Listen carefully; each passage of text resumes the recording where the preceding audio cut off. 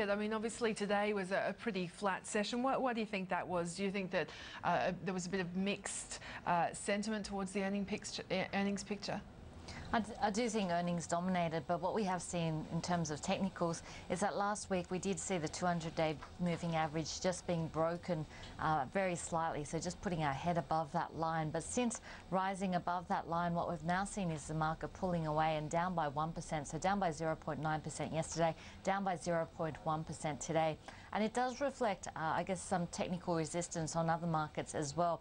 If we have a look at the Dow Jones Industrial Average, still failing to close above that 13,000 psychological mark, and the S&P 500 also failing to close above 1,370 points. So I guess some key technical levels for markets, not only here in Australia but also overseas, that we're watching. In terms of markets and what they're really watching, there's three things I think markets are watching at the moment. First of all is Europe. We do see the long-term refinancing operations. There's the second refinancing operations by the European Central Bank happening tomorrow. So that's going to be an important one to watch. But not only that, the EU summit on Thursday and Friday, where they do go through some of the details of the final details of that Greek second bailout. So that's going to still be in focus. But of course, the oil price is something that markets have been monitoring as well. And while we have seen oil prices pulling back, they're still above 108 US a barrel for the NYMEX contract. And there are concerns that a rising oil price will hamper global growth, especially given what we are seeing in terms of Europe.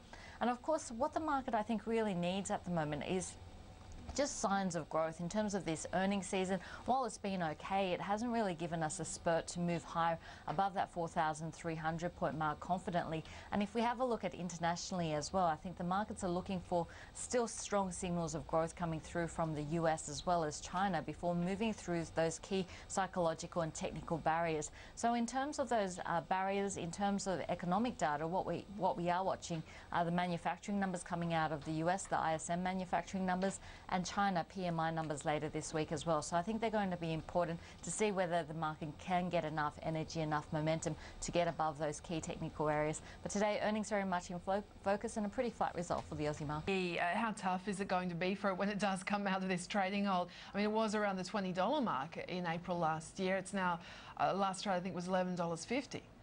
Well, there was a lot to absorb today, and I guess three key pieces of information. First, the result and the outlook. Secondly, is the CEO succession, and then thirdly, the capital raising. In terms of the actual result, in line with expectations, which isn't surprising given that we did see their last profit downgrade coming through. So pretty much in line with that profit downgrade. But I guess the big thing is the outlook. If we have a look at FY12 margins, they've been cut from 15 to 13%. So that's really the key to take out of the earnings announcement today.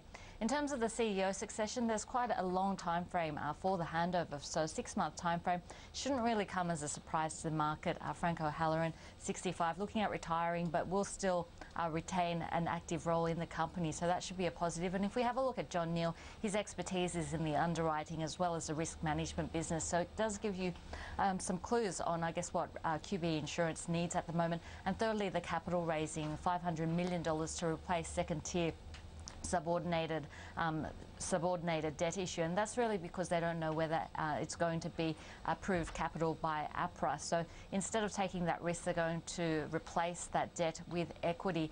But of course, it all has to do with the price. So what the market's going to watch with that capital raising is the price and the discount to the last traded price. So a few things to be watching, but altogether we've seen, I guess, a revision downward to the FY12 outlook and the capital raising done at a discount. We are going to see QBE Insurance shares once again coming under pressure. About this, Billabong still saying that $3.30 a share isn't enough. Shares for Billabong did just come off a touch today, back below that $3 mark. What do you think? Was the market just taking a bit of a breather on this story, or are there worries creeping in that really this takeover is looking more and more unlikely?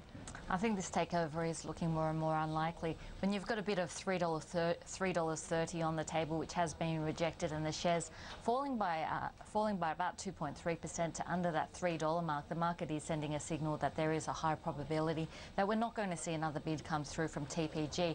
And it does look like negotiations here have come to a standstill, and not only come to a standstill but have broken down. And that's really because of the biggest shareholder, Gordon Merchant, who owns a 14.5% stake. He, of course, was the founder of the company. It looks like there's been a letter sent to the board of Billabong a legal letter saying, advising against due diligence from TPG, even if an offer of $4 was made, saying that that would be undervaluing the company. So obviously a pretty big hurdle for that takeover bid by TPG, and the shares really reflecting that. Of course, Billabong in the last couple of weeks has undergone quite a bit of transformation in terms of its strategy as well.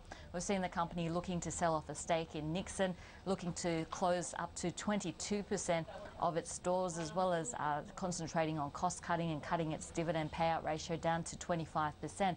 So Billabong looking at some changes, but in terms of market confidence, I guess this is an area where it's really lacking a lot of support, and that's really because the market's not so sure about its unproven retail model, as well as the cyclical and structural issues in this particular industry. So Billabong shares falling by 2.3%, still the possibility of TPG, but really it does look like negotiations have broken down here.